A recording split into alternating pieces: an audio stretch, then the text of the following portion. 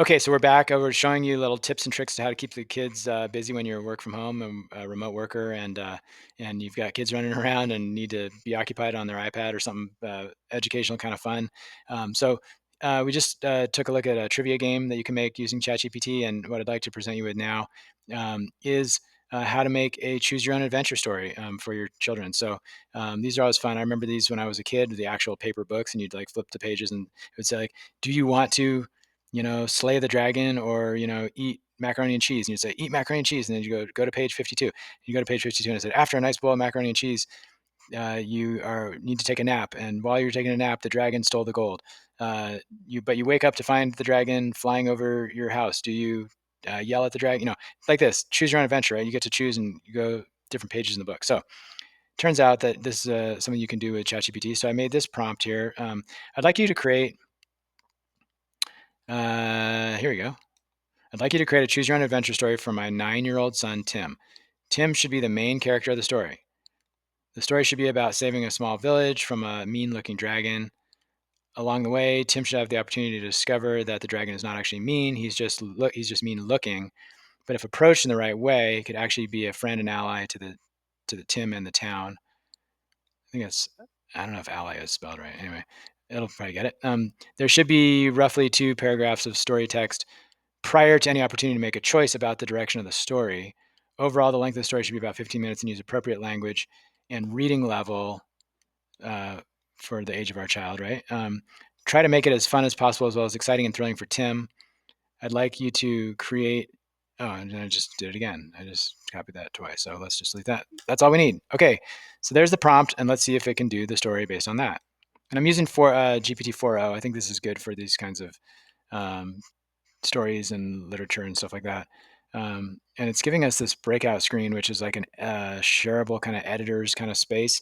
And I don't really know why it's doing that because I want it to be interactive. Oh, it's typing out the whole thing. Okay. All right. It's creating the entire story like as if we were going to make a book out of it. So we need to go back and change it. So this is where prompt engineering is critical. I want them to create the story.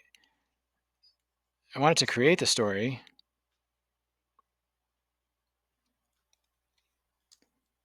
I also, let's see.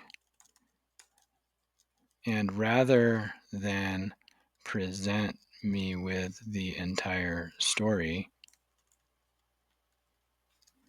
I want you to unveil this story to Tim while he is reading it here in the chat thread. Let's see if it gets that. Let's give that a try. Sure, let's begin. The dragon of Brightwood Village. Tim stood at the edge of Brightwood Village. Oh, we should do the read aloud. You can always do the little read aloud section here. And so this could be fun for a kid. You could just basically you could set up the prompt and then say, okay, Tim, come on, sit down. Your story's ready. And, we could do the read aloud. Sure. Let's begin the adventure. The Dragon of Brightwood Village. Tim stood at the edge of Brightwood Village, his heart pounding with excitement. Sounds good. The villagers had gathered in the town square, whispering in frightened voices about the terrible dragon that had been seen near It's the like forest. bedtime story or, Smoke curled from the nap trees, time and the story ground trembled with the sound of deep, echoing with AI. roars. Tim, you're the bravest one among us, So brave. said Old Man Farnsworth, the village baker. You must find a way to stop the dragon before it burns down our homes. Oh, good Lord. Tim clenched his fists. He wasn't sure how he, a 9-year-old adventurer, could stand against a fire-breathing dragon, but he knew one thing for sure. He had to try. Okay, I'm into this. He grabbed his trusty wooden sword and his explorer's satchel and set off toward the dark, smoky forest. Good Lord. As he walked, he saw a fork in the path. One trail led through the open meadow, where he might see the dragon from a distance before getting too close. The other trail twisted through the thick forest, where he could stay hidden but might stumble into danger. What should Tim do next? What do we say, folks? 1. Take the open meadow path to scout the dragon from a distance. That's 2. what I'm doing. Sneak through the thick forest to stay hidden. It's tempting. Tim, choose option 1 or 2 to continue your adventure. I'm going to do what I wouldn't do normally. I'm going to do 2. Let's just see what happens. Tim took a deep breath and stepped into the thick forest where the trees stretched high above him, their branches tangled like giant fingers. The air smelled like pine and smoke. The deeper he went, the darker it became. Twigs snapped under his feet, and every rustling leaf made his heart race. My heart is racing. Let's see what the questions are here. What does he do next? Hold up his hands and try to talk to the dragon, dash behind the trees, and run back to the village. Let's try to talk to the dragon. We'll just do a couple more things here, but you can see how the story is really unfolding. I'll let you all read it if you're interested. But yeah, I mean, no two stories are the same. That's the cool thing about doing this is you can put a prompt in to say like, oh, make this about an underwater adventure with mermaids, or make this about discovering fire for the first time. Whatever you want to come up with, and Tim can have an exciting adventure. Why are you nearby a village? Are you planning an attack? Ooh, let's find out. I'm just super curious what's going on now. Tim took a breath, and it's just creating this like on the fly. It's so slick. A booming laugh, not a scary one, but a surprised, almost amused one. Attack? Why would I attack your village? The dragon said, shaking its massive head. Humans always assume the worst about me just because of how I look.